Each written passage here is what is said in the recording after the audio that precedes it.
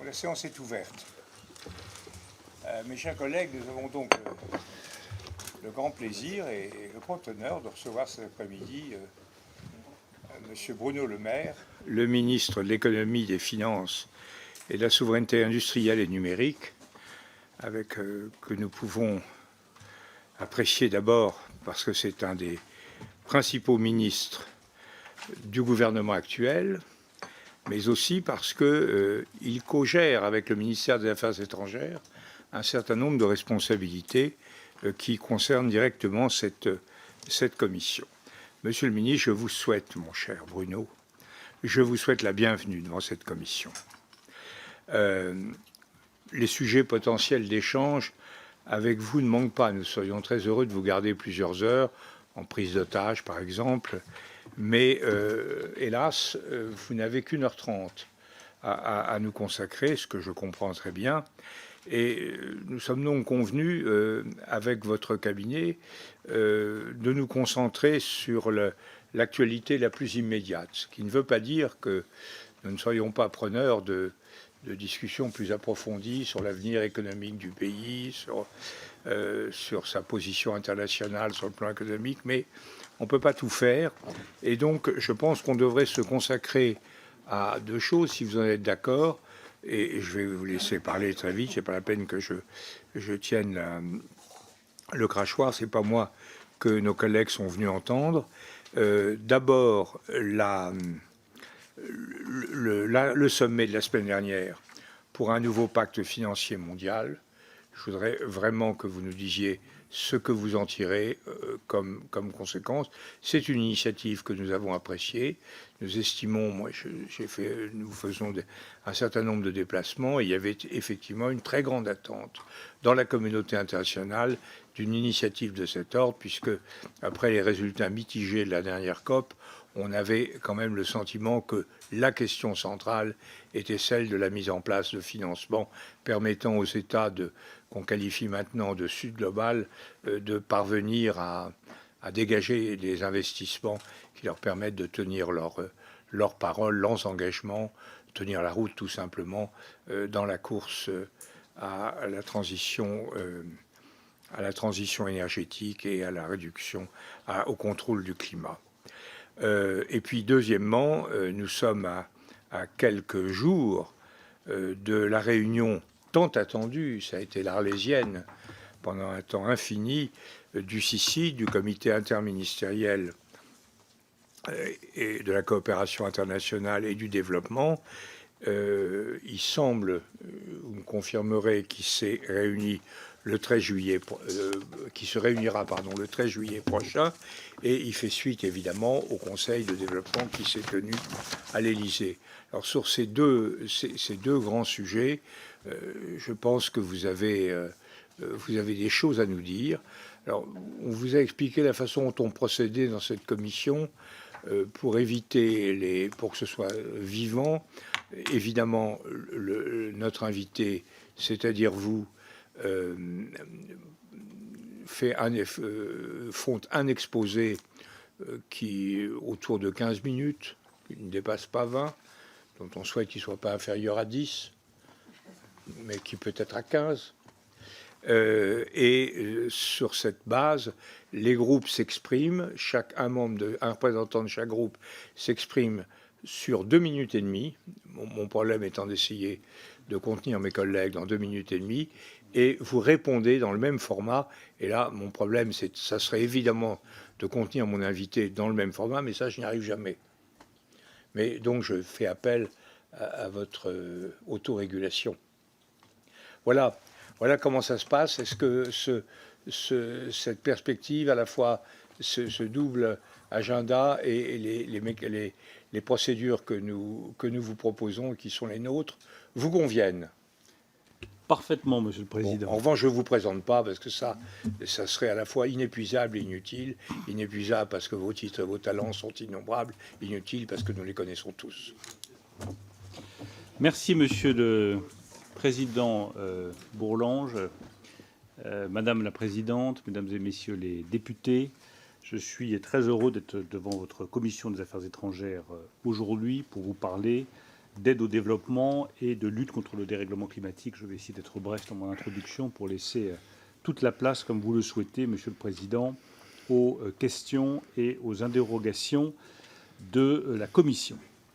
Le Président de la République, comme vous le savez, a fait de cette aide au développement une priorité depuis 2017 et je crois que le sommet que nous avons eu la semaine dernière à Paris en a été la meilleure illustration.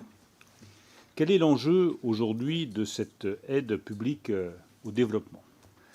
Nous avons l'enjeu traditionnel qui est de permettre à des pays de franchir des caps en matière de développement économique, d'avoir accès à des biens publics mondiaux, d'améliorer leur croissance et leur capacité à nourrir leur population correctement, à leur donner des emplois et des perspectives de développement. Le deuxième enjeu, il date du Covid. Le Covid, je le rappelle, a été le choc économique le plus dur depuis 1929. Jamais depuis 1929, nous n'avons connu des effondrements de production aussi importants. Mais il se trouve qu'au lendemain de cette crise, tous les pays développés ont pu apporter une réponse économique parce qu'ils en avaient les moyens budgétaires. Ils ont consacré en moyenne un quart de leur PNB au redressement économique et à la relance. Là où les pays en développement ne pouvaient y consacrer que 2%. Le deuxième enjeu qui est donc nouveau, c'est l'élargissement du fossé, ce que j'appelle la grande divergence entre les pays développés et les pays en développement. Elle était en résorption depuis 50 ans. Pour la première fois depuis la crise du Covid, elle s'accroît à nouveau. Troisième enjeu, le réchauffement climatique. Chacun sait que le réchauffement climatique touche d'abord, en priorité, les pays du sud du continent africain, les pays du sud du continent asiatique, avec des incidences sur leur niveau de développement extraordinairement élevé. Autrement dit, jamais l'aide publique au développement n'a été aussi nécessaire pour remédier à ce risque de grande divergence et aux conséquences du réchauffement climatique. Et jamais elle n'a été aussi difficile à financer, puisque nous devons, dans le même temps, rétablir nos finances publiques et accélérer le désendettement du pays. L'enjeu est pour ces pays, l'enjeu est aussi national, car il ne faut se faire aucune illusion. Renoncer à l'aide au développement, c'est accélérer le développement des flux migratoires vers le continent européen. L'une des réponses de long terme qui permettra d'éviter des flux migratoires totalement incontrôlables à destination de l'Europe, c'est l'aide au développement des pays sources. Cela met du temps à donner des résultats, cela est plus difficile, cela est plus exigeant, mais cela me semble tout à fait indispensable. Le risque est donc clair aujourd'hui, celui d'un décrochage définitif et irréversible entre les pays développés qui relancent leur économie et qui profitent à plein de la transition climatique pour réindustrialiser leur continent et leur nation. C'est ce que nous faisons en France. Pour la première fois depuis 40 ans, nous réindustrialisons, nous ouvrons des usines, nous créons des emplois d'ouvriers, nous créons des emplois technologiques à forte valeur ajoutée, et les pays en développement qui, cette fois, courraient le risque d'être définitivement laissés de côté. Notre conviction est donc que la solidarité est indispensable, mais qu'elle doit, au regard des contraintes de finances publiques, prendre une forme nouvelle. C'est la raison pour laquelle nous avons organisé ce sommet pour un nouveau pacte financier mondial. L'objectif était de commencer à définir les modalités de cette nouvelle aide publique au développement qui ne peut pas reposer uniquement sur de l'argent public, mais qui doit reposer sur des mécanismes différents, plus efficaces et plus divers.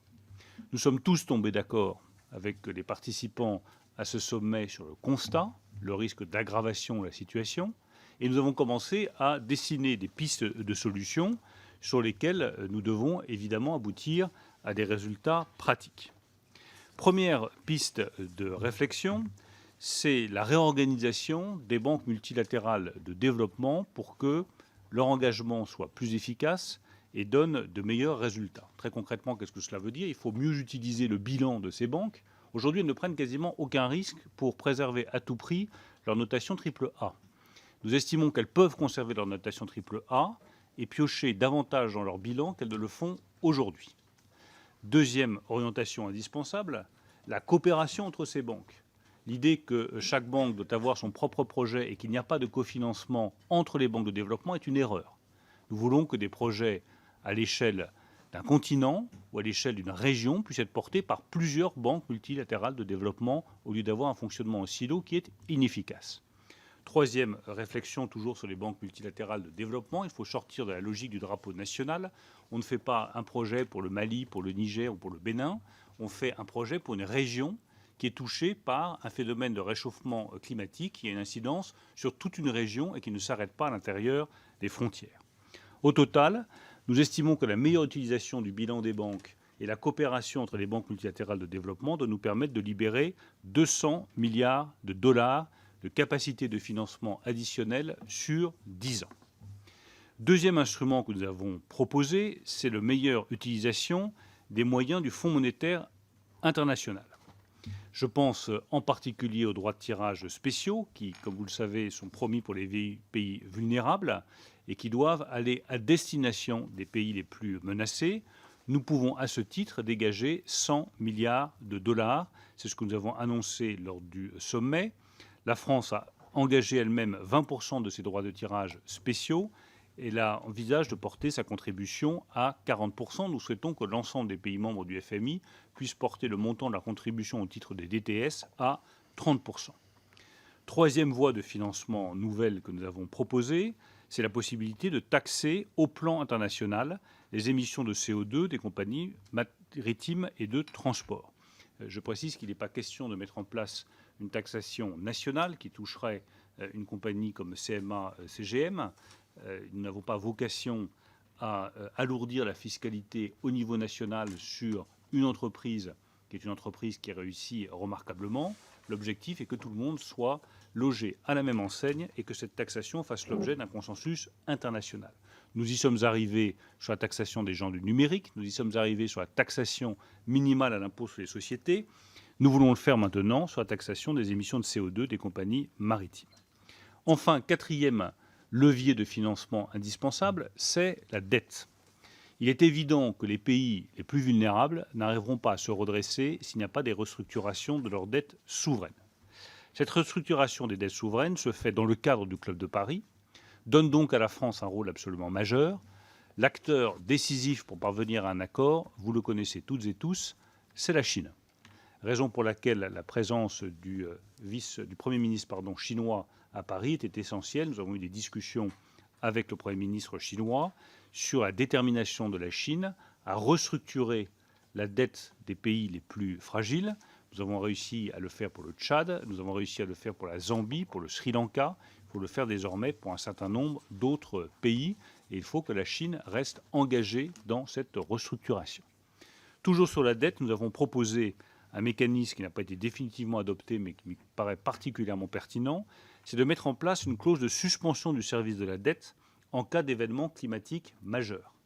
Si jamais un pays est touché par une tornade, par une inondation, par une période de sécheresse particulièrement forte, nous pourrions prévoir qu'au lieu de financer le service de sa dette, il suspend le paiement du service de sa dette pour pouvoir réagir à cette catastrophe climatique. L'argent nous semble mieux employé que de financer le service de sa dette. Cette clause de suspension me paraît particulièrement utile et prometteuse.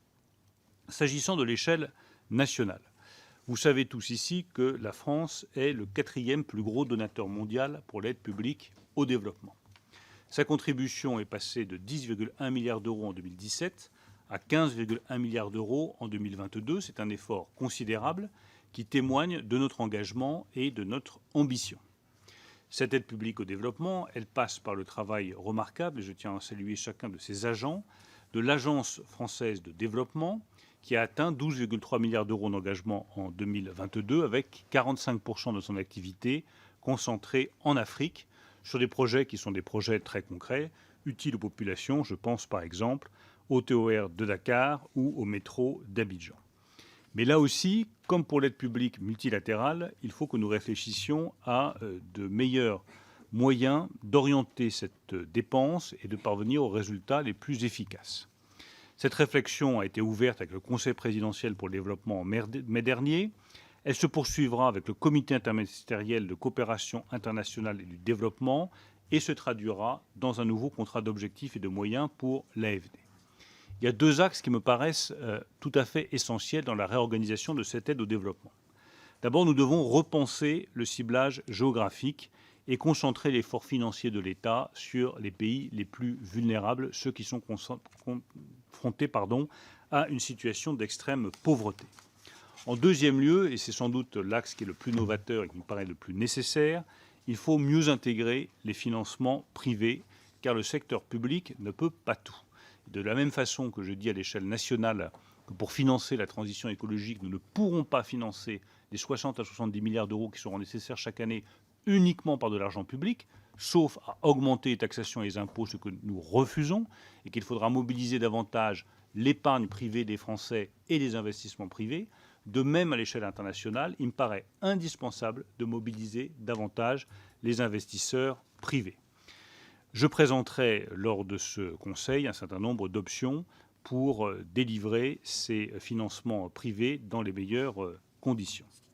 Quant au ciblage géographique, comme vous le savez, je l'ai indiqué précédemment, la France concentre actuellement son aide à 45% vers l'Afrique, en particulier vers 19 pays prioritaires, les pays les moins avancés. Je pense qu'il est indispensable de continuer à concentrer notre aide sur ces pays les moins avancés, en rajoutant aussi des critères d'exposition aux aléas climatiques qui sont essentiels pour l'avenir de ces pays.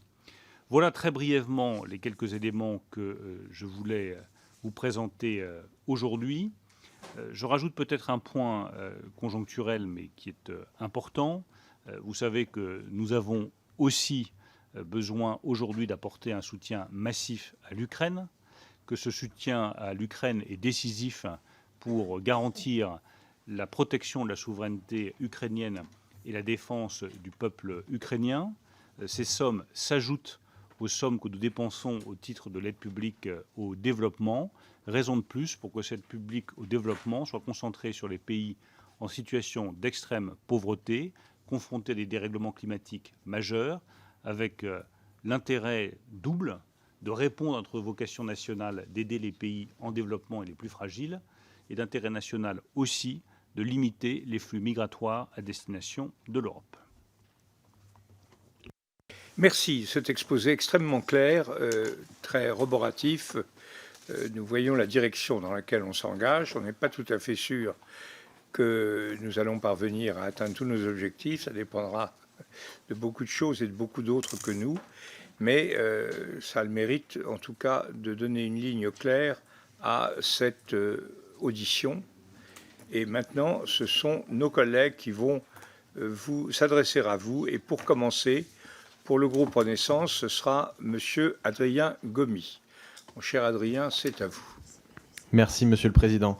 Monsieur le Ministre, chers collègues, ce sommet pour un nouveau pacte financier mondial visait à poser les bases d'un système financier international renouvelé, créant les conditions d'un choc de financement pour qu'aucun pays n'ait à choisir entre la réduction de la pauvreté, la lutte contre le dérèglement climatique et la préservation de la biodiversité.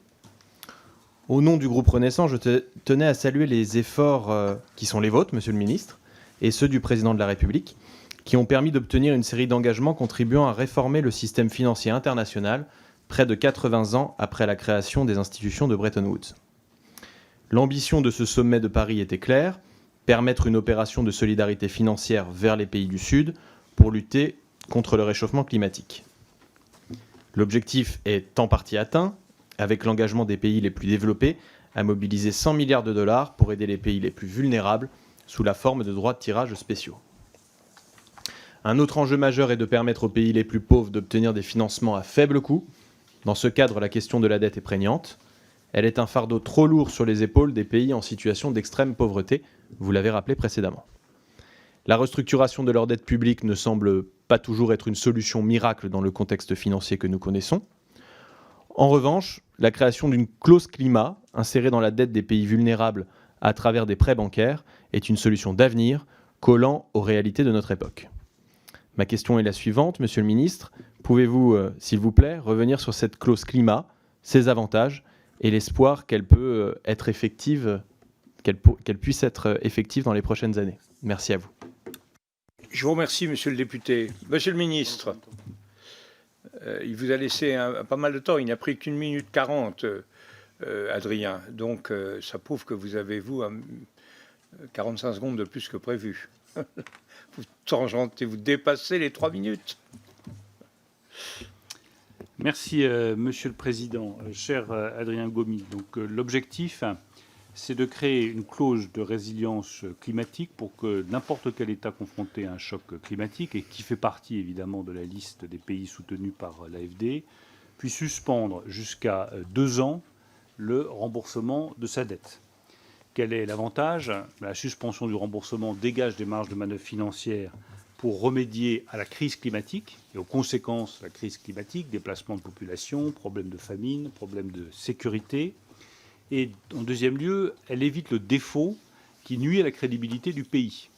Un pays qui est confronté à la réponse à la crise climatique plus au service de sa dette peut se retrouver en défaut, ce qui veut dire qu'à la sortie, ses taux d'emprunt vont augmenter et devenir insupportables.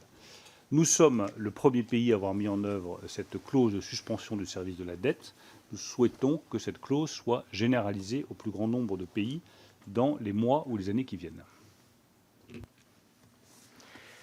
Je peux poser une question dans le même genre, dans la suite de celle de M. Gomi. Pourquoi uniquement le climat? Pourquoi pas la peste bubonique ou la pandémie que nous venons de traverser? C'est un handicap aussi profond, aussi perturbateur pour l'État en question. Pourquoi vous êtes-vous limité au seul climat? Alors parce que, pour 2 raisons. La première, c'est que notre évaluation, c'est que la première menace qui pèse sur les pays confrontés à une situation d'extrême pauvreté, c'est le climat. Les travaux d'Esther Duflo, par exemple, ont montré que les coûts pour ces pays du changement climatique pouvaient atteindre 500 milliards de dollars par an de coûts supplémentaires. La deuxième raison, c'est que si nous voulons convaincre un certain nombre d'États, notamment du G7 et du G20, de nous suivre, je pense qu'il vaut mieux avoir un champ d'application limité. Très bien, il faut tenir compte de la parcimonie générale. Pour le Rassemblement national, je pense que c'est Madame la députée du Nord, Madame Le Pen, qui va s'exprimer. Du Pas-de-Calais, pardon. Merci, Monsieur le Président. Monsieur le Ministre, le sommet de Paris pour un nouveau pacte financier démontre que la France demeure une grande puissance diplomatique.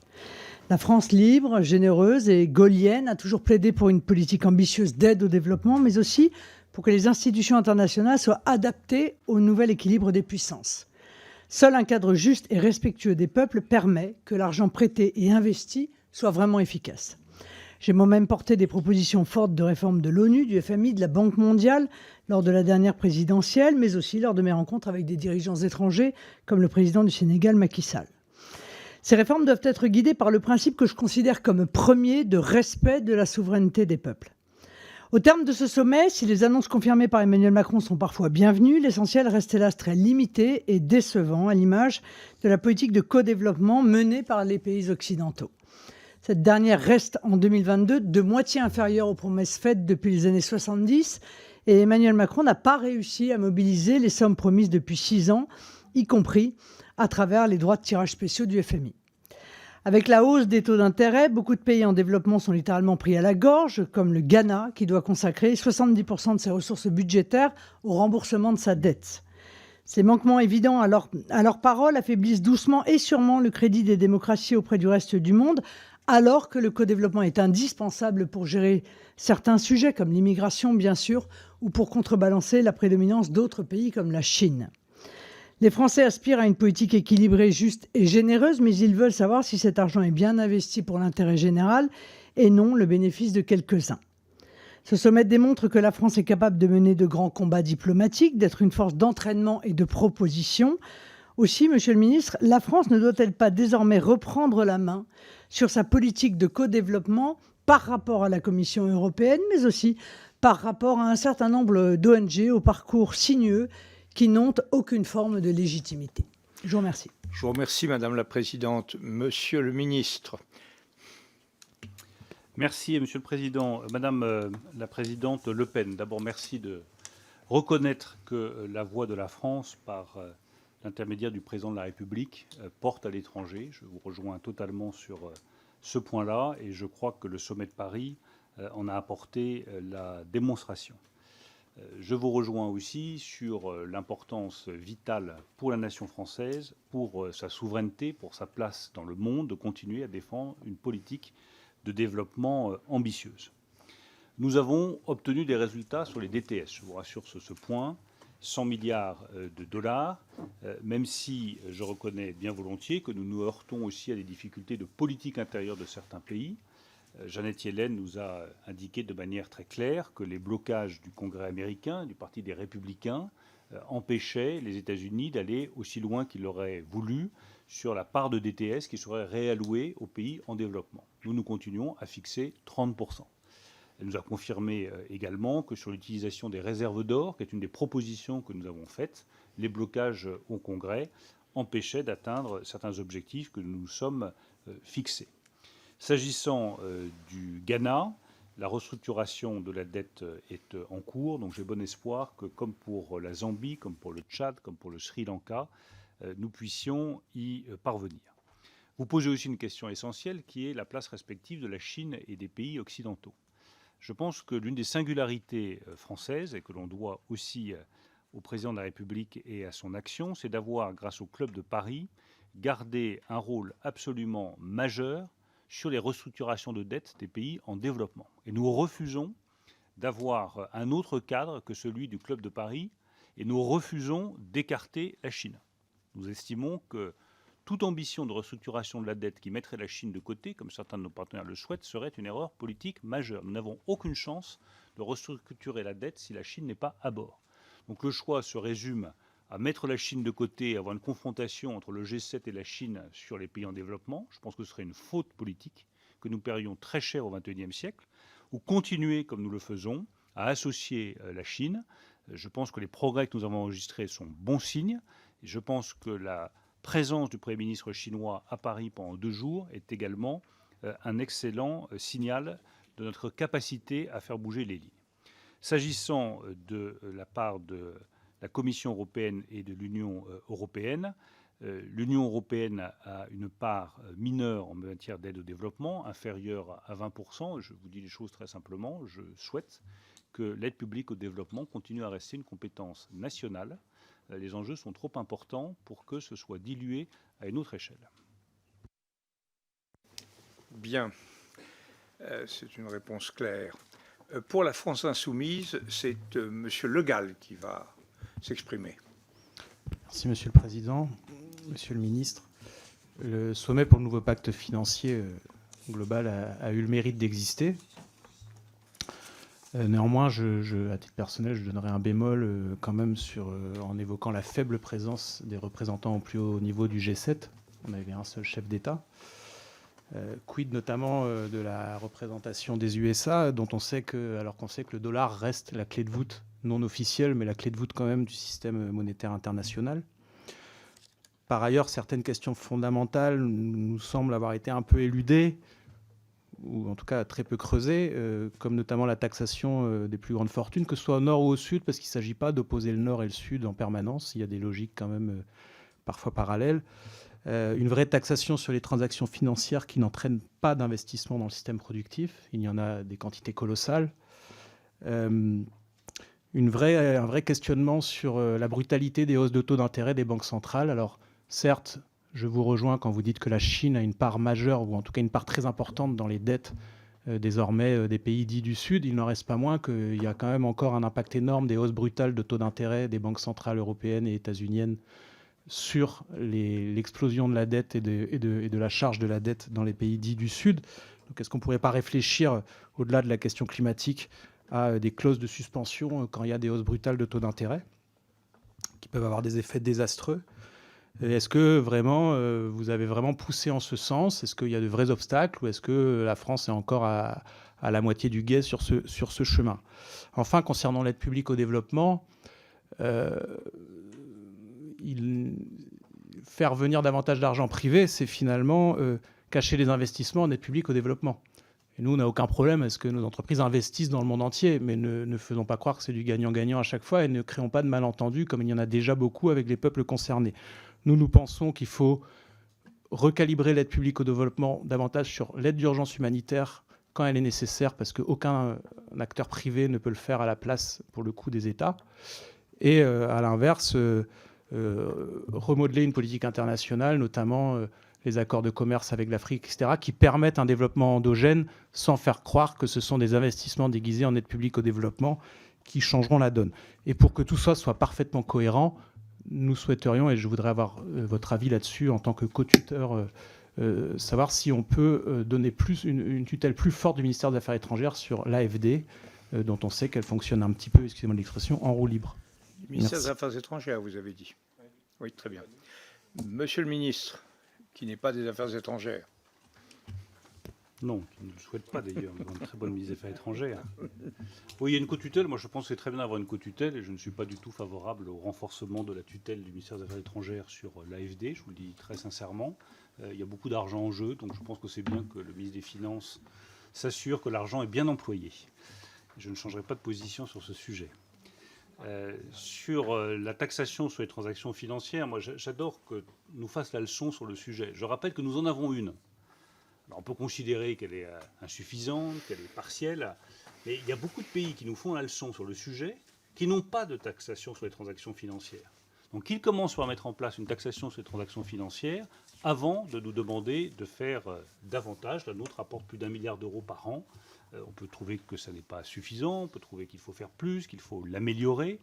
Je dis simplement que ceux qui nous font la leçon sur ce sujet, très souvent, n'ont pas de taxation du même type. S'agissant de la taxation internationale, nous ne sommes pas du tout fermés sur ce sujet. J'ai toujours indiqué, le président de la République également, que nous refusions une augmentation des impôts dans un pays qui a le taux de prélèvement obligatoire le plus élevé de tous les pays de l'OCDE. Et là aussi, les Français décideront, mais nous ne sommes pas prêts à changer de position là-dessus. En revanche, qu'il y ait un sujet aujourd'hui sur l'évasion fiscale ou la capacité d'optimisation fiscale de certaines très grandes fortunes, oui, la question peut se poser, bien sûr, on ne l'évacue pas d'un revers de la main. Est-ce que la solution est nationale ? Certainement pas. Est-ce qu'il doit y avoir une réflexion internationale sur le sujet ? Oui.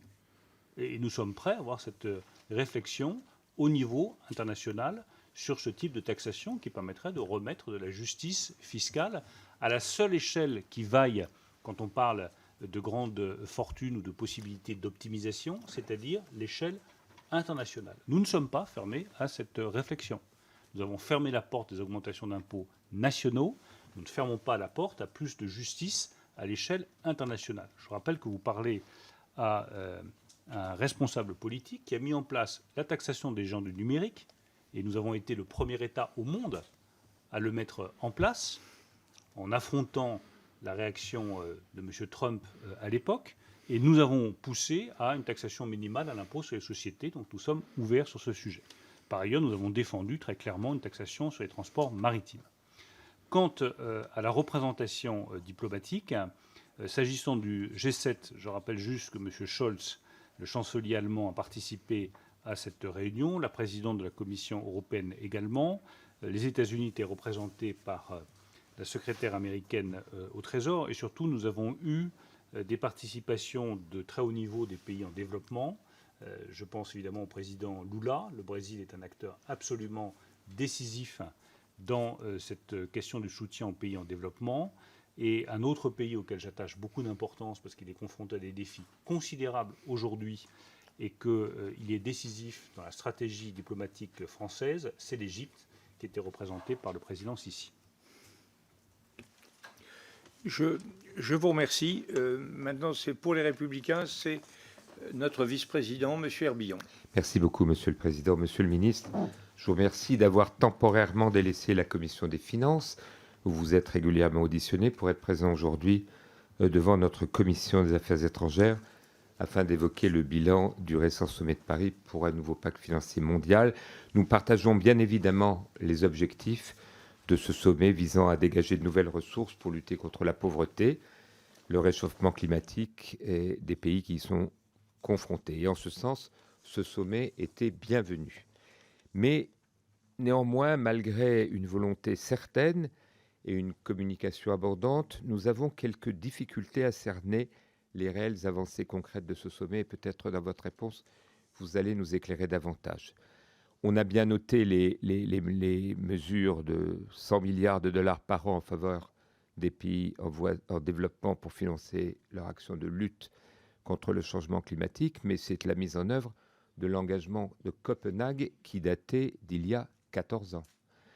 Nous avons bien observé la confirmation de l'engagement de 2021 pour la réallocation de 100 milliards de dollars de droits de tirage spéciaux par le FMI et l'introduction d'une clause de suspension de la dette en cas de catastrophe naturelle par la Banque mondiale. Ainsi, le président de la République s'est félicité, je cite, d'un consensus complet pour réformer en profondeur le système financier mondial. Tant mieux, acceptons-en l'augure, mais on a le sentiment qu'il n'y a pas assez de concret et peu de mesures nouvelles pour le moment. Tout comme l'instauration d'une taxe carbone sur le transport maritime, au sujet de laquelle les discussions doivent se poursuivre. Enfin, vous l'avez rappelé, Monsieur le ministre, des accords ont été passés avec le Sénégal pour accompagner ce pays dans sa transition énergétique et des accords ont été conclus avec la Zambie et le Ghana, notamment pour la restructuration de la dette. À ce sujet, je veux revenir sur la Chine que vous avez évoquée. Vous avez souligné lors d'un entretien RFI que la présence du Premier ministre chinois était un geste décisif, je vous cite, pour restructurer les dettes, notamment celle de la Zambie que j'évoquais il y a un instant. Nous le savons, de nombreuses entreprises chinoises sont très présentes en Afrique pour construire et exploiter les projets financés par des prêts chinois. De la même manière, Pékin, dans le cas de la renégociation de ses créances, les transforme parfois en prélèvements en nature de matières premières ou d'actifs. Alors que les pays européens étaient peu représentés lors du sommet, je voudrais savoir si vous regrettez ces absences et si vous n'auriez pas préféré construire une réponse européenne forte pour endiguer l'influence chinoise sur le continent africain. Je vous remercie, Monsieur le Vice-président. Vous avez à peine débordé. Monsieur le ministre. Non, au risque de me... Pardon. Au risque de ne pas vous contredire. Au risque de me répéter, Oui. je crois que la France a une... Je souscris totalement à cette remarque en ancien enseignant que je suis. La France a une position spécifique avec le Club de Paris. Moi, je n'ai jamais été favorable aux idées consistant à renoncer à nos avantages diplomatiques essentiels comme la place de membre permanent au Conseil de sécurité des Nations Unies ou le fait que nous dirigeons le Club de Paris. C'est le lieu de restructuration des dettes mondiales. Nous avons intérêt à ouvrir ce lieu, nous l'avons fait avec ce nouveau cadre commun à la Chine et à travailler main dans la main avec elle, plutôt que de refermer le club et de vouloir le faire dans un format européen un peu évasif. Donc je crois que nous avons intérêt à garder cette position, travailler avec nos partenaires européens, mais sans redéfinir le cadre. Quant à la place de la Chine, oui, c'est le premier prêteur mondial. Elle a une place majeure sur le continent africain et elle a pris comme habitude de prendre comme garantie de ses prêts les infrastructures des pays en question, ce qui lui permet, ou voire parfois les terres de ces pays en question. Parfaitement conscient de ces enjeux-là, notre choix stratégique est d'engager la Chine plutôt que de nous y opposer. Je vous remercie. Pour le groupe Modem et indépendant, Madame Gatel. Merci beaucoup, Monsieur le Président. Merci, Monsieur le Ministre, d'être venu devant notre commission pour faire le point à l'issue d'un sommet pour un nouveau pacte financier dont l'organisation a été extrêmement attendue et a été saluée par l'ensemble des observateurs et qui finalement s'inscrit dans la logique de la trajectoire déployée par le président de la République depuis 2017 sur l'augmentation de l'aide publique au développement. Alors ce sommet qui a réuni une quarantaine de chefs d'État et de gouvernement aura été marqué d'ores et déjà par un certain nombre d'avancées. Je veux les rappeler, les droits de tirage spéciaux, vous l'avez rappelé, 100 milliards de dollars, la mise en place du fonds pour la biodiversité, la restructuration de la dette de la Zambie, ou encore l'accord pour la transition climatique du Sénégal, dont nous avons eu l'occasion de parler ce matin. Et puis également l'opinion partagée sur la nécessité de revoir les institutions issues de Bretton Woods pour faire face aux nouveaux défis. Alors, la question des nouveaux financements était évidemment au cœur des discussions et ça s'inscrit finalement dans une longue tradition française puisque, rappelons-le, la taxe sur les billets d'avion pour financer United, l'imposition minimale pour les grandes entreprises portée par la France et puis à l'OSCE, puis au niveau européen, et puis la taxe sur les transactions financières qui existe d'ores et déjà dans notre pays. Alors justement, vous l'avez évoqué rapidement. Est-ce que dans la poursuite des conclusions du sommet, ce sujet particulier pourrait avancer à un plan européen? Et puis sur le sujet du transport maritime qui fait aujourd'hui figure d'exception dans la mesure où c'est l'un des secteurs non taxés qui subsiste, est-ce que vous pouvez dresser les perspectives sur la mise en place d'une telle taxe? Car pour reprendre les mots du président de la Banque mondiale, nous n'avons pas le luxe du temps. Je vous remercie. Merci, Madame la députée de Paris. Monsieur le ministre de l'économie, des finances, Alors peut-être pour faire un point de la sur souveraineté industrielle et numérique. les taxations existantes et celles sur lesquelles nous sommes ouverts. Je suis convaincu que la justice fiscale passe par des décisions internationales. Et qu'en revanche, l'injustice fiscale, c'est augmenter les impôts en France.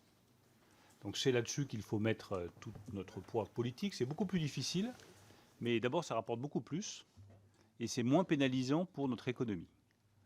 Le produit envisagé de l'impôt minimal à l'impôt sur les sociétés à 15% est de l'ordre de 2 milliards d'euros par an. C'est des sommes qui sont très importantes et c'est un point de départ. Et au moins, ça ne fragilise pas la compétitivité française par rapport à ses voisins européens ou à ses voisins mondiaux. La taxation sur les géants du numérique, qui aujourd'hui est encore à l'échelle nationale, mais avec d'autres pays qui s'en inspirent, nous rapporte de 700 à 750 millions d'euros par an et elle ne cesse de croître année après année.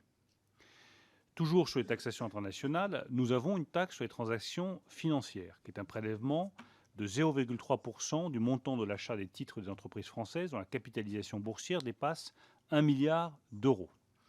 Les recettes de cette taxe sont croissantes. Je vous avais indiqué plus de 1 milliard. Nous en sommes en 2020, 2021 et 2022 à 1,8 milliard d'euros. Donc c'est déjà un prélèvement qui est extrêmement élevé, sans effet négatif sur l'attractivité de la place de Paris, qui, je le rappelle, est devenue la première place financière en Europe. Ce qui n'est pas quelque chose d'usuel ou auquel on se serait attendu depuis quelques décennies. Il y a des propositions, notamment d'inclure les transactions, ce qu'on appelle les intradays, dans l'assiette de la taxe, ce qui n'est ni souhaitable du point de vue financier, ni faisable en l'état du droit et des infrastructures de marché. Donc je pense que si déjà tous les pays de la planète, notamment les pays développés du G7, acceptaient d'avoir le même dispositif de taxe sur les transactions financières que celui que nous avons, ce serait déjà une grande avancée. Après, sur le transport maritime et les émissions de CO2, nous y sommes très favorables. Je pense que cela peut avancer relativement rapidement. Mais ça ne vaut le coup que si tout le monde est à bord, c'est le cas de le dire. Parce que le jour où il y a un seul État qui n'est pas soumis à cette taxation sur le transport maritime, il y a fort à parier que tous les pavillons nationaux vont s'installer dans cet État-là, qui deviendra un paradis de la fiscalité maritime. Donc il faut que tout le monde soit à bord. C'est compliqué, mais je pense que c'est jouable. Enfin, le dernier point, c'est cette réflexion sur les plus grandes fortunes et sur la situation d'un certain nombre de personnes. J'ai vu qu'il y a eu un appel de 200 millionnaires pour être davantage taxés. Nous ne sommes pas fermés à cette idée-là. Là encore, la solution doit être internationale si on veut qu'elle soit viable. Oui, on a toujours un peu le sentiment, quand on lit ce genre d'appel, d'assister à un manifeste des dindes pour aller à Noël. Monsieur, pour les socialistes et apparentés, c'est monsieur le député de la Gironde, monsieur David. Merci, Monsieur le Président, Monsieur le Ministre, chers collègues. Ce sommet qui avait pour but de mettre en avant des actions concrètes en faveur de la transition écologique se clôture par un bilan mitigé.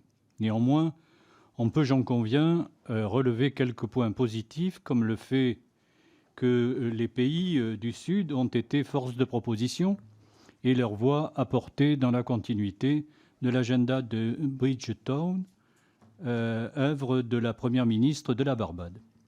Pouvez-vous nous détailler, Monsieur le ministre, la feuille de route des discussions au sein de l'Organisation internationale maritime sur cette question d'une taxe maritime qui pourrait être réallouée aux efforts de lutte contre les changements climatiques? Pouvez-vous également nous faire part des ambitions françaises pour le prochain sommet sur le financement climatique en Afrique, porté par le président du Kenya, et pour les assemblées de la Banque mondiale, du FMI, qui porteront opportunément sur des questions de dette et de levée de fonds pour les pays les plus pauvres? Je souhaite également, Monsieur le ministre, profiter de votre présence pour vous interroger sur un sujet connexe mais préoccupant. En France, 80% des interruptions de grossesse assistées médicalement le sont par l'utilisation de pilules abortives produites presque en totalité aux États-Unis.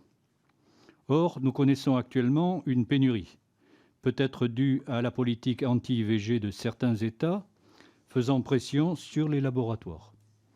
Ma question sera donc simple et directe. Jusqu'à quand l'IVG en France dépendra de la bonne volonté d'États américains? Et une action de votre part est-elle envisagée pour ramener en France la production de ces pilules abortives? Merci.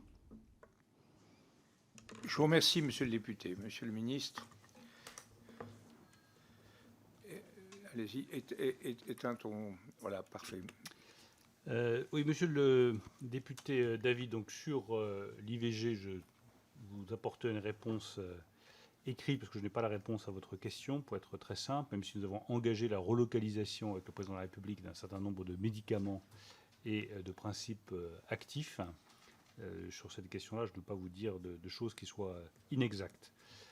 S'agissant de la taxe de transaction maritime, les travaux vont commencer dès la semaine prochaine dans le cadre de l'Organisation maritime internationale.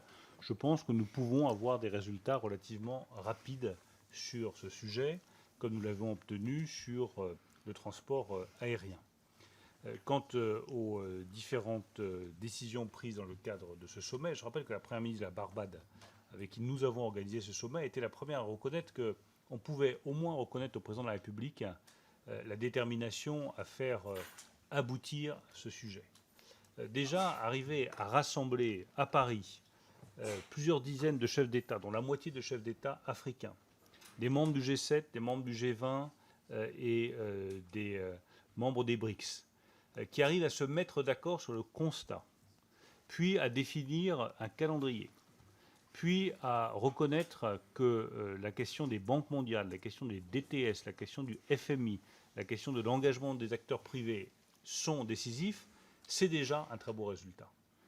Car honnêtement, il y a quelques années, nous étions très loin d'arriver à un consensus sur l'utilisation des DTS ou sur le fonctionnement de la Banque mondiale. Et le nouveau président de la Banque mondiale est extraordinairement déterminé à progresser sur ce sujet, donc je pense que c'est très prometteur. Par ailleurs, vous avez cité à juste titre un acteur majeur de ce sujet, qui est le président du Kenya, qui a fait un certain nombre de propositions aussi.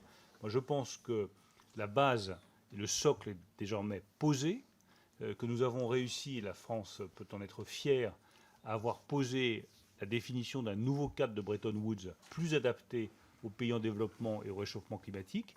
À nous maintenant de le traduire en espèces sonnantes et trébuchantes et en décisions les plus concrètes possibles dans les mois qui viennent. Merci, Monsieur le ministre. Pour le groupe des écologistes et apparentés, c'est Hubert Julien Laferrière qui prend la parole. Merci, Monsieur le Président. Monsieur le ministre, dans vos propos introductifs, vous n'avez pas résisté à la tentation de lier l'aide publique au développement avec la régulation des flux migratoires, à deux reprises d'ailleurs dans vos propos. Je pense, et je ne suis pas le seul, je pense que c'est dangereux de faire ce lien et que l'aide publique au développement doit se cantonner aux trois objectifs que vous avez d'ailleurs également rappelés, la lutte contre la grande pauvreté, la lutte contre les inégalités mondiales et la préservation des biens publics mondiaux, en particulier le climat et la préservation du vivant. Je ne dis pas que dans certains cas, des projets de développement ne vont pas décourager évidemment l'aventure parce que des populations vont retrouver le goût de vivre sur leur territoire, mais toutes les études montrent que de toute façon, le développement ne favorise pas la lutte contre les flux migratoires, bien au contraire. le développement encourage la mobilité. Et si le développement encourage la mobilité, ce n'est pas l'aide publique au développement qui, heureusement d'ailleurs, ne contribue qu'en partie au développement des pays, qui va évidemment décourager l'immigration, que ce soit en Syrie, en Afghanistan, au Soudan ou ailleurs. Donc je ne suis pas le seul, mais je crois qu'il y a un danger, et nous le rappellerons autant que ce sera nécessaire, de lier aide publique au développement et flux migratoires, d'autant plus que le développement encourage la mobilité et donc les flux migratoires. Sur l'enjeu du sommet, vous avez bien sûr rappelé les enjeux et les résultats. Lorsque Esther Duflo est venue nous donner les chiffres que vous nous avez donnés, elle nous a rappelé, bien sûr, et nous l'avons dit avec elle, que c'est une dette écologique que nous avons à l'égard des pays pauvres. C'est une dette écologique parce que les milliards qui devront être nécessaires pour financer, je parle de l'adaptation au changement climatique dans les pays pauvres, cette adaptation, elle est nécessaire parce que nous avons, pendant 2 siècles, émis, et pas les pays qui doivent financer. Donc c'est même plus un devoir de solidarité, c'est en fait un devoir de justice. Et pour répondre à ce devoir de justice, il y a besoin de financement, et c'est pour ça que moi j'ai accueilli évidemment avec enthousiasme, en tout cas au moins les perspectives que se donnait le sommet, qu'il y a évidemment des enjeux importants, mais il y a des enjeux importants aussi pour notre aide publique au développement. Et si j'ai toujours salué évidemment le respect des engagements financiers, à savoir aujourd'hui nous sommes à 0,56% de notre produit intérieur brut, vous le savez que notre loi du 4 août 21 a donné l'objectif de 0,7% et que nous aimerions savoir si vous pouvez nous dire aujourd'hui si cet objectif de 0,7% sera tenu. Je vous remercie. Moi aussi, je vous remercie. Monsieur le ministre, voulez-vous répondre à monsieur le député du Rhône? Alors, sur le dernier point, j'aurai l'occasion, au moment de la présentation du projet de loi de finances 2024, de vous donner tous les chiffres sur la part de l'APD, l'objectif chiffré que nous nous sommes fixés avec le président de la République. Je redis simplement que la France a maintenu un niveau d'aide publique au développement extraordinairement élevé au regard des contraintes de finances publiques qui pèsent sur notre pays. Et avoir augmenté de 50% le budget de l'APD depuis 2017, c'est un effort considérable, de 10 à 15 milliards d'euros.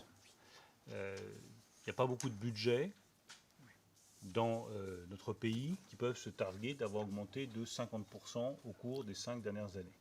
Donc nous avons fait les efforts nécessaires pour tenir nos engagements et pour avoir une mobilisation qui soit la plus forte possible. Deuxième élément sur la dette écologique, ça je le reconnais bien volontiers, je pense que c'est de toute façon le grand sujet politique que nous présentent les pays en développement, qui explique dans le fond, si aujourd'hui il y a une telle difficulté climatique, c'est parce que vous avez émis de manière très brutale depuis la fin du 19e siècle, avec la première puis la deuxième révolution industrielle, vous nous avez laissé une dette écologique et maintenant vous nous demandez de la payer à votre place. La réalité, c'est qu'ils ont aussi un atout, ces pays, c'est de pouvoir passer directement à une économie décarbonée. Je pense qu'un des grands enjeux, c'est d'amener les pays en développement le plus vite possible vers une économie décarbonée, que ce rattrapage ne se fasse pas par la case carbone. Ce serait un peu contradictoire de dire on vous reproche la dette carbone que vous avez laissée à la planète, mais on va l'alourdir avec notre propre dette carbone. Je pense que notre enjeu collectif, c'est de sortir de cette logique-là et de dire on fait passer les pays directement. Alors ça peut être avec de l'hydrogène vert, ça peut être avec des panneaux solaires, ça peut être avec d'autres énergies renouvelables, à une économie développée et décarbonée. C'est ça pour moi le grand enjeu. Sinon, je pense qu'on commettra une erreur majeure. Quant au lien entre flux migratoires et aide publique au développement, nous ne créons pas de conditionnement. Je le rappelle, il n'y a absolument aucune condition entre l'aide publique au développement et la maîtrise des flux migratoires. Les objectifs que vous avez rappelés restent les objectifs de l'APD. Je continue pour ma part à penser que notre intérêt est d'avoir un développement équilibré entre le Nord et le Sud si nous voulons remédier à ces risques de flux migratoires. Ce n'est pas la même chose d'avoir des flux migratoires venant de pays développés où il s'agit de faire des échanges d'étudiants ou des échanges de compétences et avoir une partie des populations qui fuient leur territoire parce qu'il n'y a aucune perspective de développement économique et une très grande pauvreté qui se développe.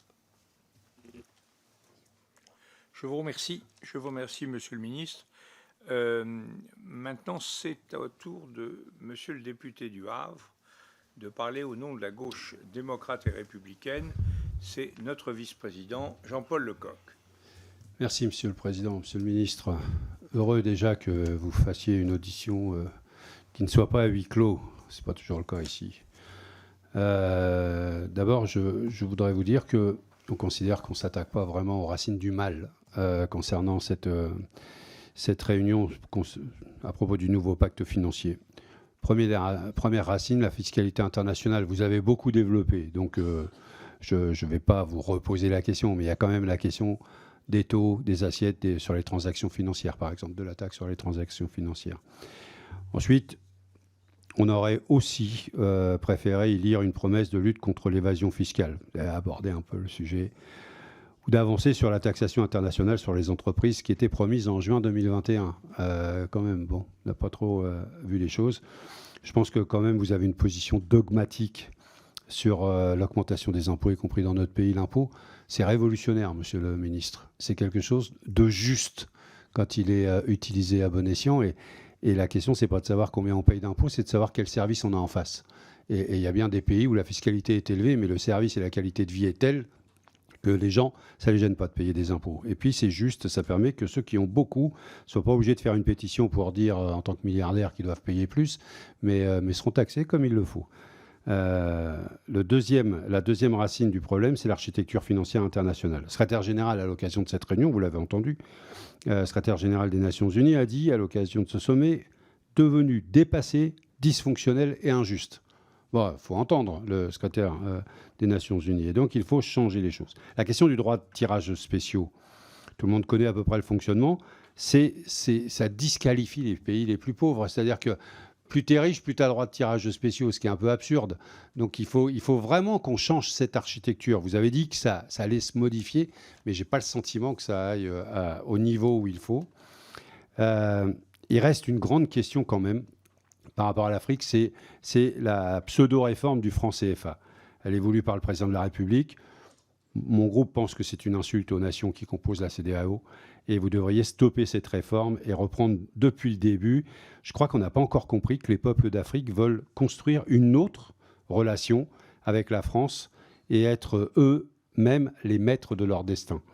Voilà. Et puis, parce que je n'ai pas le temps et parce que j'ai voulu être poli avec vous, il y a la question des traités de libre-échange, la façon dont ils sont négociés, et on pense que ça pose vraiment le sujet de l'exploitation des pays.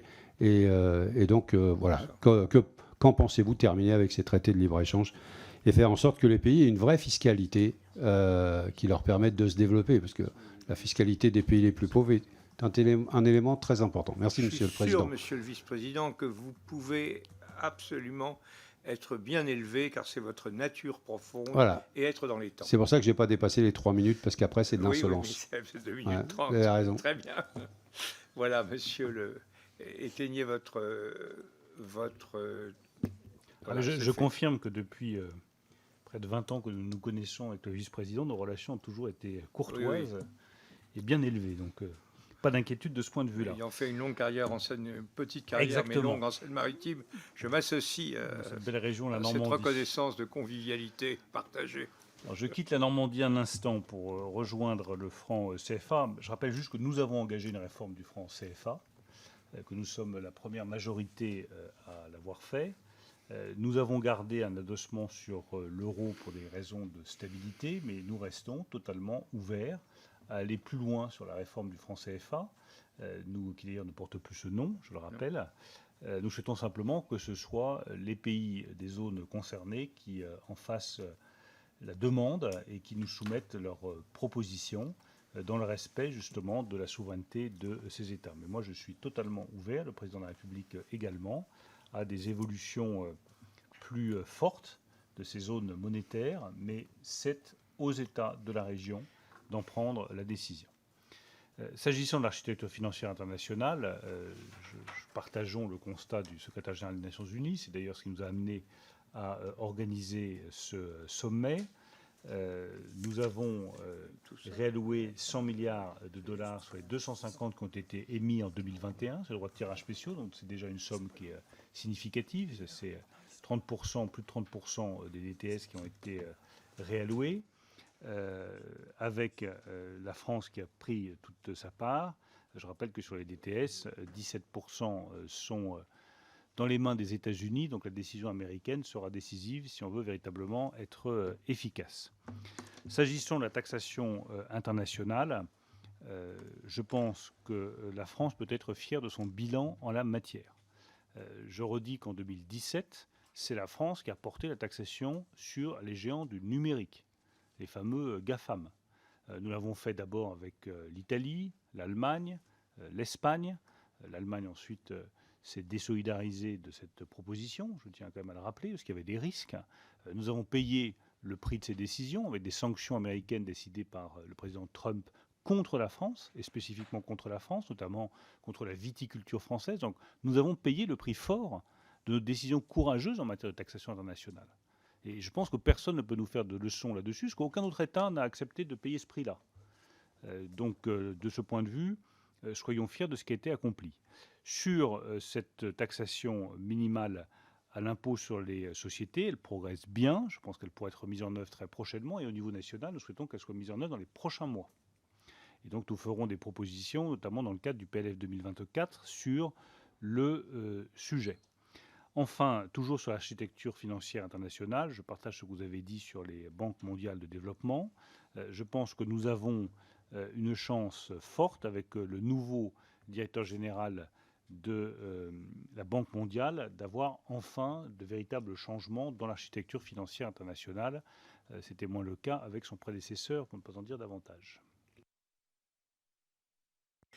Je vous remercie, Monsieur le Ministre. La dernière intervenante au titre des groupes, c'est pour le groupe Yacht, Madame Estelle Youssoufa, qui est, comme chacun sait, députée de Mayotte.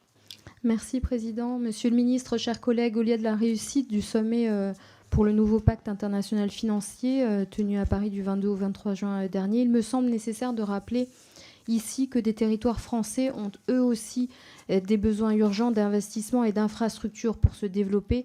Je pense évidemment aux territoires ultramarins et à Mayotte que je représente ici.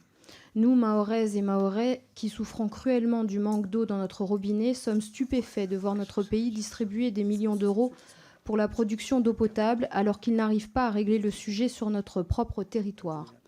Au-delà de ce triste constat, Monsieur le Ministre, je souhaite parler de coopération et attirer votre attention sur le cas des Comores et de la France.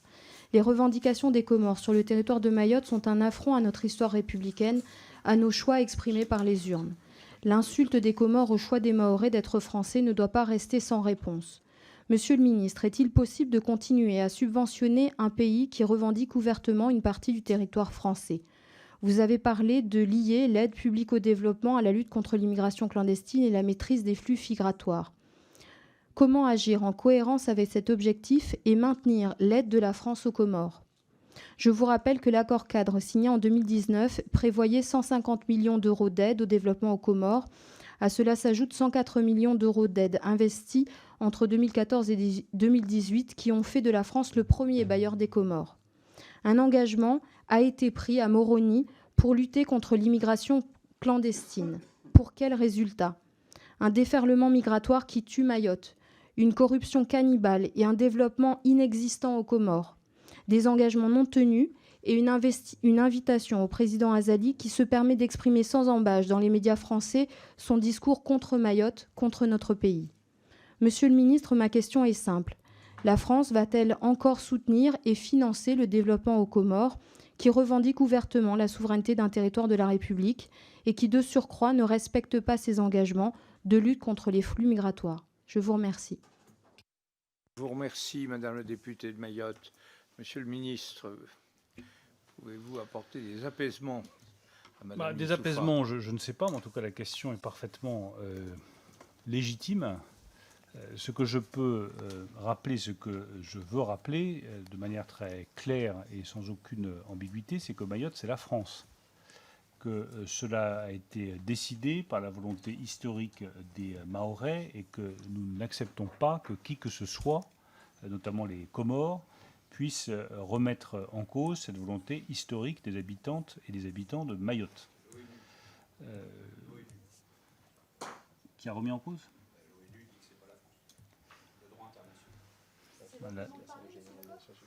Allez. En tout cas, la nation française est attachée à Mayotte et à son territoire de Mayotte, comme le sont les habitantes et les habitants du territoire. J'entends parfaitement votre remarque sur les Comores. Nous avons effectivement, je vous le confirme, déployé une aide très importante pour renforcer le système de santé, le système éducatif, les perspectives professionnelles des Comoriens. Cela doit se traduire par le respect des engagements pris par les Comoriens, notamment en matière de maîtrise des flux migratoires. Je le redis, j'entends parfaitement votre revendication et la légitimité de votre question. Bien, espérons que ça se traduira par des résultats. Maintenant, c'est Madame Wiśniewski qui va s'exprimer. Merci, Monsieur le Président. Monsieur le Ministre, vous avez déjà répondu à beaucoup de questions. Une minute. Oui, vous m'avez dit, vous m'avez déjà pris 15 secondes. Non, mais je prends ça en compte, Madame Wiśniewski.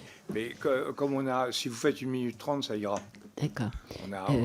On est dans les temps. Alors, c'est pourquoi je ferai une observation et je vous poserai 2 questions plus précises. Monsieur le Ministre, c'est vrai, vous avez raison, c'est déjà un succès de mettre en présence autant de chefs d'État, de sociétés civiles sur des sujets aussi difficiles et de faire en sorte qu'ils se parlent en faisant venir des acteurs qui ne se rencontrent pas toujours facilement et dans un cadre, c'est vrai, informel, mais qui peut permettre à des discussions de s'engager.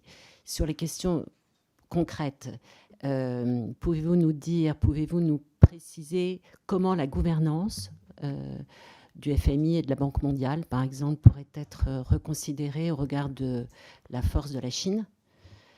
Et sur cette fameuse taxation des émissions de CO2 pour le transport maritime, vous avez raison, il faut que tout le monde soit à bord. 20 pays ont soutenu cette proposition pendant le sommet, mais les États-Unis et la Chine ont dit non. De quel levier dispose-t-on pour pouvoir les convaincre? Je vous remercie. Merci, Madame la députée du Puy-de-Dôme. Alors, sur la deuxième question, l'union fait la force. Les États-Unis refusaient catégoriquement toute idée de taxation des gens du numérique. Nous avons eu gain de cause. On ne peut pas dire que la taxation minimale à l'impôt sur les sociétés, pour le coup, elle existait aux États-Unis, donc là nous avions un soutien, mais emportait un enthousiasme délirant. Nous avons finalement eu gain de cause. Mais il faut être lucide, toutes les taxations internationales ont le mérite d'être très solides, mais prennent toujours beaucoup de temps.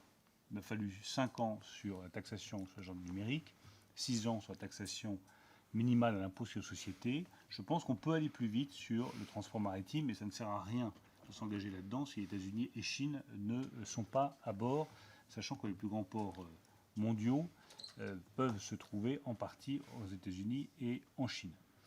Sur le FMI et sur la Banque mondiale, nous souhaitons réviser les quotes-parts du FMI dès cette année. Donc nous avons engagé les discussions sur la réforme des quotes-parts pour tenir compte des nouveaux équilibres mondiaux. Et s'agissant de la Banque mondiale, la revue de la gouvernance de la Banque mondiale est prévue pour 2025, ce qui laisse environ 1 an et demi de travaux pour revoir cette gouvernance. De manière générale, il faut bien voir qu'il y a dans le fond 2 grandes options géopolitiques possibles. La première, c'est la réforme des instances de Bretton Woods pour avoir un cadre qui tienne compte des nouveaux équilibres de forces mondiaux et de la question de la transition climatique. C'est le choix que nous avons fait avec le président de la République, qui est celui d'une refonte, d'une refondation. Et puis, il y a l'autre option, qui est celle du Big Bang, qui, elle, pour le coup, est dangereuse parce qu'elle aboutira à une confrontation des institutions mondiales, dans laquelle on verrait la Chine, avec un certain nombre d'autres partenaires, bâtir un autre système multilatéral à côté du système de Bretton Woods. Ça, je pense que c'est très dangereux. Et c'est ce que nous expliquons d'ailleurs à nos partenaires américains. Vous savez que nous avons des nuances sur ce sujet. Nous estimons qu'il faut engager la Chine. Nous sommes lucides sur nos différences en matière de respect des droits de l'homme et de système politique. Et nous sommes alliés des États-Unis, nous sommes partenaires de la Chine. Ce n'est pas la même chose. Mais pour autant, nous pensons que l'ostracisation de la Chine n'est pas la bonne politique et qu'il vaut mieux refonder l'ordre de Bretton Woods que de créer deux ordres différents qui aboutiront inéluctablement à une confrontation. Je poursuis encore plus ma réflexion, qui est fondée aussi sur des éléments économiques et financiers. Un des grands enjeux du XXIe siècle, c'est de savoir si nous allons vers une confrontation des deux premières puissances mondiales ou si l'Europe arrive à s'intercaler dans cette confrontation pour créer un nouvel ordre mondial d'équilibre entre la grande puissance chinoise, la grande puissance américaine, la grande puissance européenne et le continent africain. Je plaide fortement et vigoureusement pour la deuxième option. Ça se traduit d'ailleurs du point de vue économique. L'idée de découplage entre la Chine et l'Europe, entre la Chine et les États-Unis, est tout simplement une absurdité. Ça n'est ni possible, ni souhaitable. Nous ne produirions quasiment plus rien en France s'il y avait un découplage complet entre les économies françaises et les économies chinoises. Les dépendances sont déjà trop fortes. Que nous gagnions en indépendance un certain nombre de biens stratégiques, les batteries électriques, les médicaments, l'hydrogène, oui, bien entendu. Mais qu'on aille vers un découplage complet, cela n'a aucun sens. Je rappelle d'ailleurs que ceux qui se font l'avocat du découplage aux États-Unis, notamment les républicains, je leur rappelle que pendant la présidence de Donald Trump, le volume des échanges commerciaux entre les États-Unis et la Chine a progressé. Donc c'est les mêmes qui vous disent qu'il faut se séparer de la Chine, mais qui continuent à faire du commerce avec elle. Donc ne soyons pas naïfs et continuons à plaider pour un ordre multilatéral qui soit unique, plutôt que la confrontation de deux blocs qui mènera à nouveau à des conflits. Bon, voilà qui est très clair.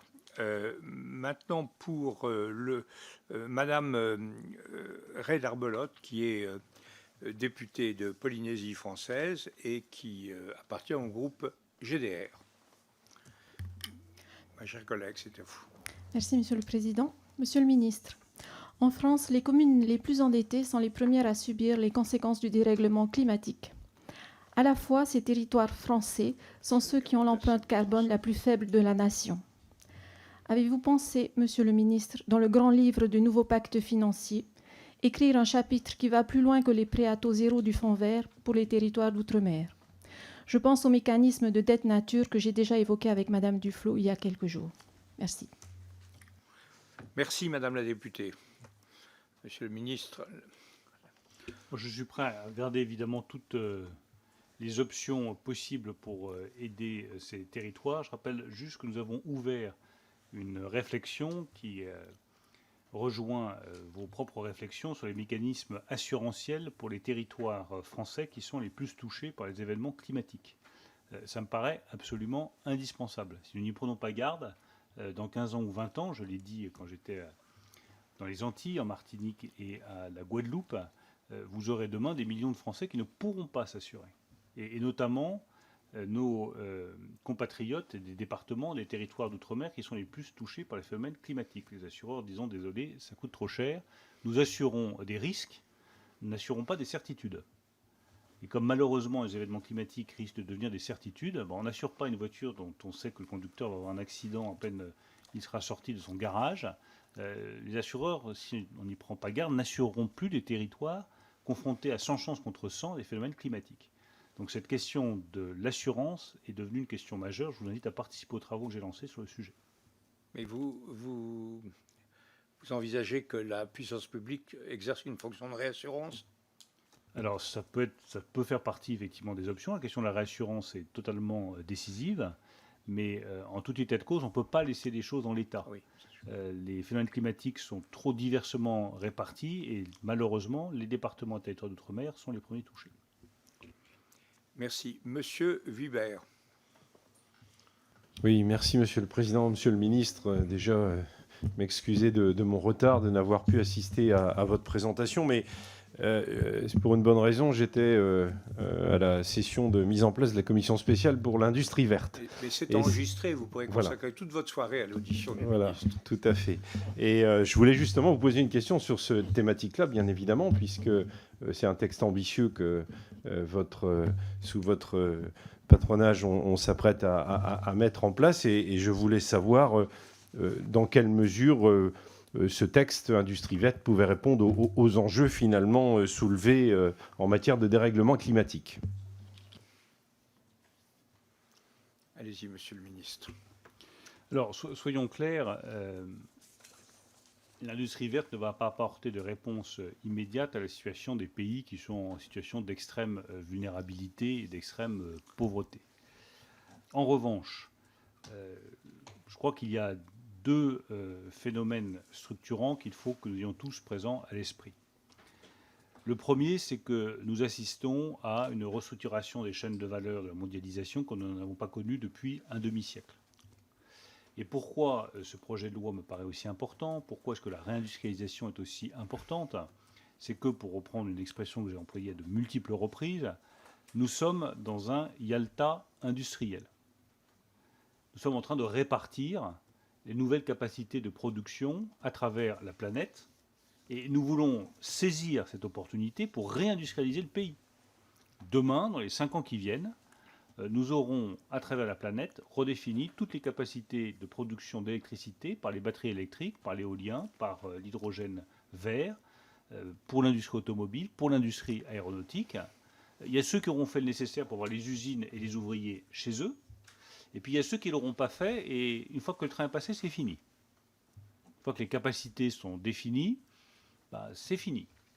Par ailleurs, il y a un effet d'attraction qui est très puissant. Nous avons lancé les premiers nos gigafactories de batteries électriques. Qu'est-ce qui se passe, notamment dans la région de Dunkerque?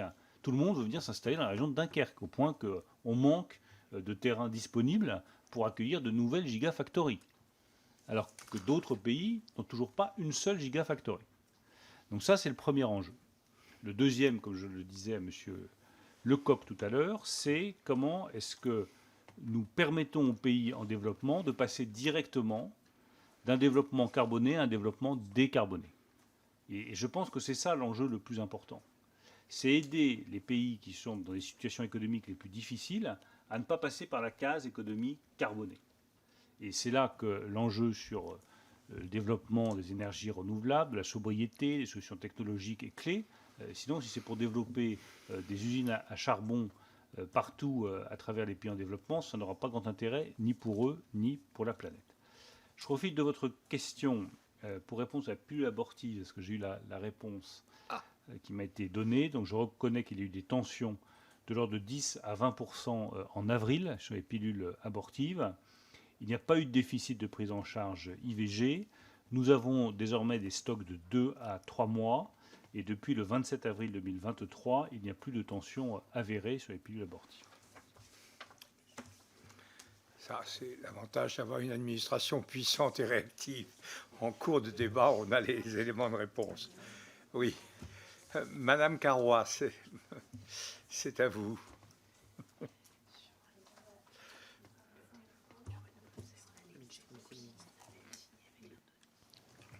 Merci, Monsieur le Président. Merci, Monsieur le Ministre, d'avoir répondu à notre invitation et d'être revenu sur le sommet pour un nouveau pacte financier mondial. Beaucoup a déjà été dit. Je ne reviendrai très brièvement que sur 3 points. Le premier, c'est la taxe au niveau international sur les entreprises de transport maritime. Je ne vais pas reposer les questions qui ont été posées, mais c'est essentiel que nous puissions travailler sur ce sujet. 80% du transport des marchandises se fait par cette voie, 3% des émissions de gaz à effet de serre aujourd'hui. Des négociations vont avoir lieu le mois prochain. Quelle est concrètement la position de la France? Qui sera taxée? Comment ces fonds seront-ils réalloués parmi les pays? Juste quelques petits éléments peut-être de précision sur notre position, bien entendu. Ensuite, un autre sujet qui a été évoqué lors du sommet, mais de manière peut-être moins importante, était la nécessité de réguler ou de revoir le rôle des agences de notation. Ça a été évoqué dans une table ronde. Il y a déjà eu de la régulation en 2008, c'était la crise financière, mais 3 principales agences de notation, Moody's, Standard & Poor's et Fitch, continuent à dominer le marché et avoir un impact colossal sur les pays lorsqu'il y a quelques petites variations dans la notation. Et enfin, l'implication du secteur privé, parce que c'est un sujet qui nous tient particulièrement à cœur. Quelle piste en France pour impliquer encore davantage le secteur privé dans la transition écologique? Alors, peut-être parlerez-vous du projet de loi, mais aussi pour mobiliser l'épargne des Français dans ce secteur. Merci beaucoup.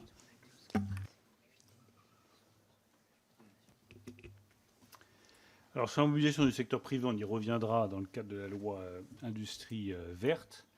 Mais c'est effectivement un enjeu majeur et j'aurai l'occasion lundi prochain avec l'eurodéputé Pascal Canfin de présenter nos pistes sur le financement de la transition climatique.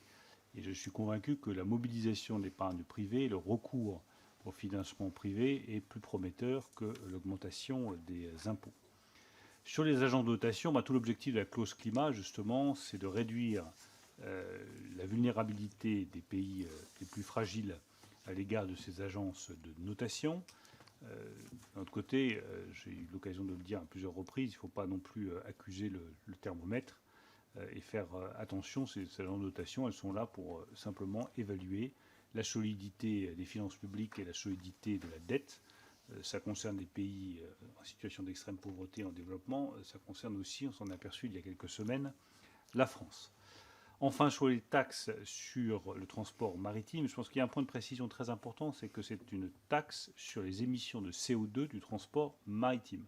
Ce n'est pas une taxe sur le fret maritime. Tout simplement, une taxe sur le fret maritime serait à la fois injuste et inefficace. Et il y a beaucoup d'autres transports maritimes que simplement le transport de containers.